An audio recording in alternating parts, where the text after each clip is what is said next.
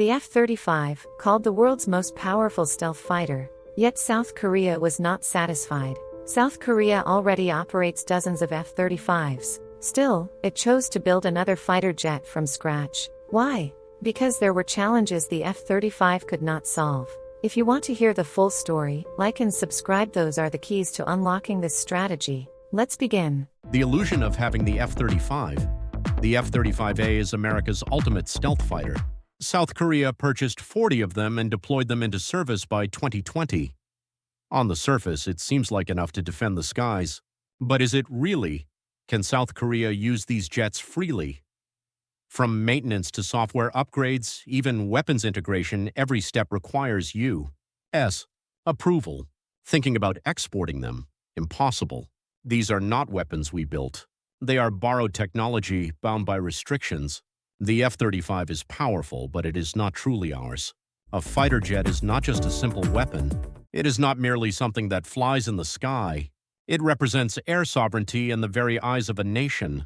Air power can intimidate an adversary without ever crossing a border. It is an invisible threat. But right now, South Korea depends on another country for this critical asset.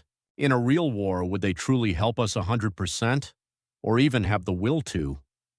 Time and again, South Korea could not even upgrade its aircraft without U.S. approval. This is not just a matter of weapons. It is a matter of national dignity and sovereignty. So we made a decision now. We must truly have a fighter jet built by our own hands. KF-21 strategy begins with its name, the KF-21 Boramae. Even the name itself is a statement. K stands for Korea, F for fighter, and 21 for the 21st century. South Korea's pledge to soar into a new era. It is not just a code, it is intent and a message. The KF-21 is not a perfect stealth aircraft, but it can stand against any fighter in the world. With a top speed of Mach 1.8, a range of about 2,900 kilometers, and a weapons load of roughly 7.7 tons, it can carry everything from airborne early warning pods to guided missiles and precision bombs. This is no experimental prototype. It was designed for real combat from the very beginning. Price, it's a game changer. The F-35A costs about $120 billion per unit, roughly $100 million U.S. dollars. But the KF-21 less than half of that. And it doesn't stop there. The gap in operating costs is even greater. Flying an F-35 for just 1 hour costs tens of thousands of dollars. The KF-21's operating expenses are less than half. This isn't just about being cheaper. War is not only about fighting, it's about calculation. In wartime, mass production determines survival. More units, faster and more efficient. The KF-21 is a weapon built for that harsh reality, a fighter designed to truly survive. The gateway to technological independence. The KF-21, more than 65% of this fighter is built with domestic technology, AESA radar, integrated sensors, data links, and avionics. The jet's eyes, ears, and nervous system are now developed by South Korea's own hands. True, the engine still comes from GE and the U.S., but that is only the final barrier to full independence. We have already come this far. And this accumulated technology does not end with the KF-21. It is the starting point of a broader defense ecosystem: unmanned combat aircraft, stealth fighters, even space aviation. The KF-21 is not just a fighter jet, it is the seed of future technology. Why didn't the United States transfer the technology? During the design phase of the KF-21, South Korea asked the U.S. for 4 critical technologies: the AESA radar, IRST infrared search and track system, an electro-optical targeting system, and electronic warfare jammers. But the answer was the same for all. These are strategic technologies. Transfer denied. In that moment, the dream of technology transfer collapsed. Yet Korea did not stop. That rejection pushed the nation onto the path of independence. How did South Korea open the way forward? Companies like Lignex-1, Hanwha Systems, and the Agency for Defense Development joined forces. In the end, most of the technologies were developed domestically, not given by others, but created by us. That is where the true power of the KF-21 begins. F-35 versus KF-21, a real combat scenario. The F-35 is optimized for stealth missions, slipping deep into enemy territory to deliver decisive strikes. It is a true strategic weapon. But one aircraft type cannot cover every battlefield role. That is why the KF-21 was created. Capable of air superiority, ground support, and close combat, it is a genuine multi-role fighter. These two jets are not rivals, they coexist and complement each other. Yet the KF-21 has one decisive advantage: it can be operated at the time and in the manner that South Korea chooses. True strength comes from the ability to use it on our own terms. One nation, one choice, one cockpit's decision to defend the sky. ASEAN and the Middle East are watching. The KF-21 is already drawing global attention. Indonesia is a co-developer, while the Philippines, Malaysia, and the UAE are showing strong interest. Why? Because exporting the F-35 is nearly impossible without U.S. approval. The KF-21 is different. As a homegrown weapon, it can be exported and negotiated entirely by South Korea. This is more than just arms sales, it is strategic diplomacy, securing both economic and security gains. The KF-21 is no longer just about Korea's defense, it has become a tool for projecting influence abroad. The future that the KF-21 will open. By 2026, the KF-21 will officially enter service. And what comes next?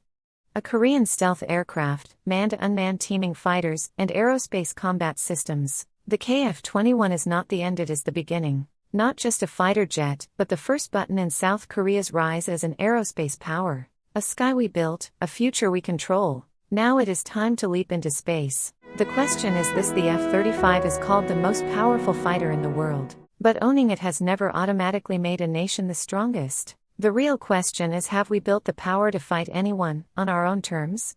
The KF-21 was South Korea's answer to that question. Without anyone's permission, in our own way, at our own time, shaping our own future. This is not just a weapon, it is a true symbol of sovereignty, created under the name of the Republic of Korea. KF-21 development is not finished with Block 1. The KF-21 is not a one-off fighter. South Korea has already mapped out a three-stage development roadmap.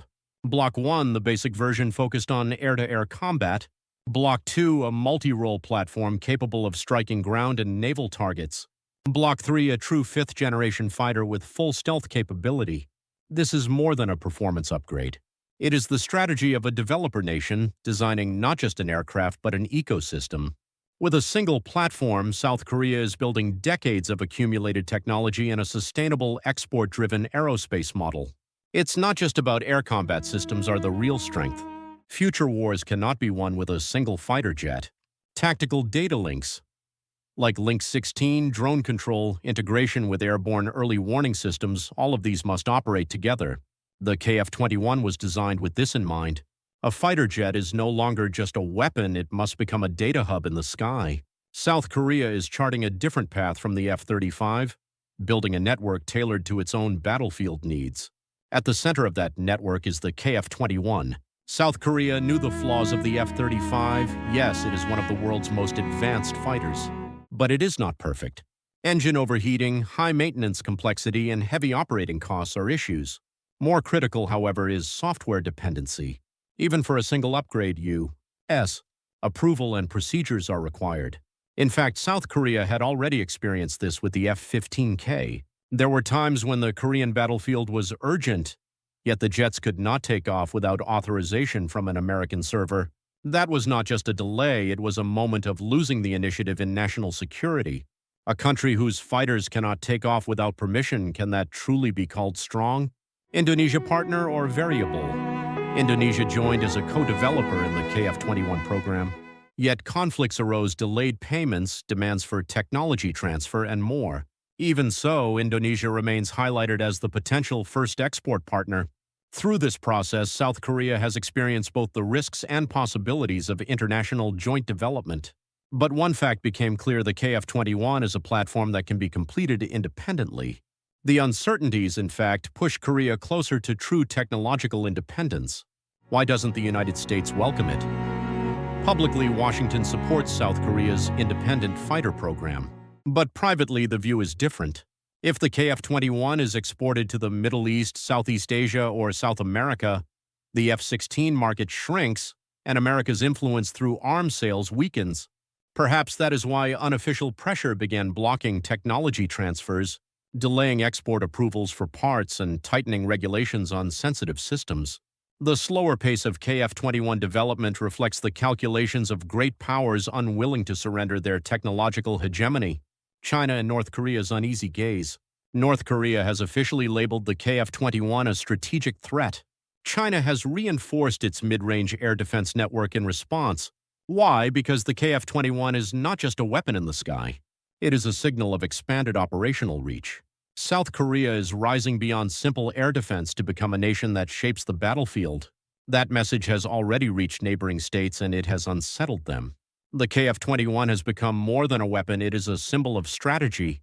The KF-21 is South Korea's first true export fighter. In the past, Korean aircraft were limited to trainers or light attack roles. The T-50 was a trainer, the F-50 a light attack jet. But the KF-21 is different. It is the first export-ready fighter capable of meeting global standards. Already, nations like the Philippines, Egypt, the UAE, and Poland are considering it. And what draws their attention is not just performance, it is reliability. A trusted ally, a dependable technology partner in the free world. The KF-21 is not just a weapon, it is the embodiment of South Korea's national brand. Defense spending over 60 trillion won, an inevitable choice. South Korea's annual defense budget now exceeds 60 trillion won. Yet are we still supposed to rely on buying other nations' weapons?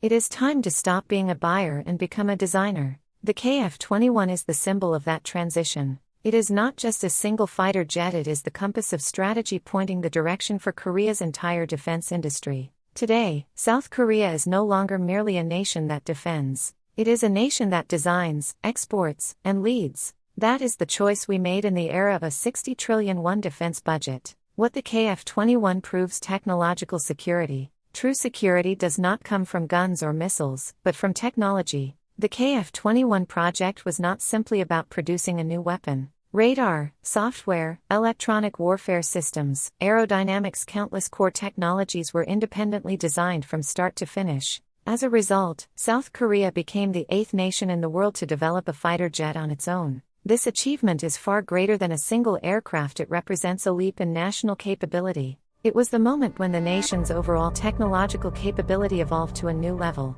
The F-35 is powerful, yes, but now let's be honest. The F-35 is strong. It is the best in the world. That is undeniable. But South Korea created a strategy to complement that strength. What the F-35 cannot do, the KF-21 takes on. And what the KF-21 lacks is covered by the Korean KDX-3 destroyers. This is not just a mix of weapons, it is an operational scenario optimized for the Korean battlefield. South Korea is now designing its own independent strategy, tailored to its geography and threats. We are no longer a nation that simply buys fighter jets, we have become a nation that designs operations. The future we will live in is tied to this aircraft. A fighter is not just flying technology, it is a way for a nation to survive. We no longer rely on borrowed technology. Now we fly with wings we built, in the skies we choose. This is not just a weapon. It is the direction South Korea has chosen for its future. What do you think? If you were to name this fighter we created, what would you call it? Likes and subscriptions are the fuel that keep us flying higher.